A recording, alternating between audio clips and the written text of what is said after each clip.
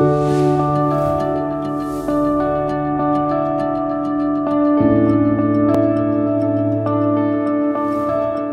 pour jour, 5 ans après, la ligne qui couvre la plage du Bourget-du-Lac est rouverte, donc c'était une longue attente. Et au-delà du symbole, le signal fort, c'est ce partenariat renouvelé, étroit entre les deux agglomérations, celle de Grand-Chambéry et celle de Grand Lac. Nos équipes travaillent main dans la main. On a cette volonté politique de gommer, si vous voulez, la frontière un peu dépassée, administrative, entre les deux agglomérations, pour que l'usager, en se mettant à sa place, c'était un petit peu la méthode, eh bien, on essaye de faciliter sa vie au quotidien. Peu importe pour l'usager que ce soit de monter dans un bus qui soit géré par Grand-Chambéry ou par Grand Lac, mais au contraire qu'il monte dans un mode de transport public qui soit pour lui cohérent, simple, que ce soit un collégien, un étudiant ou un salarié qui se rend dans son entreprise.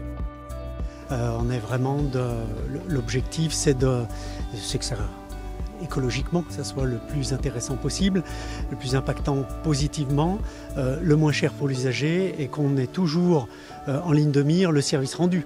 Nous sommes des collectivités, des intercommunalités et on rend du service public comme la distribution de l'eau potable, l'assainissement, les ordures ménagères, et le transport en commun fait partie de ces services rendus. Il faut simplifier au maximum, le rendre accessible au plus grand nombre, ce service, et ça va dans ce cadre-là.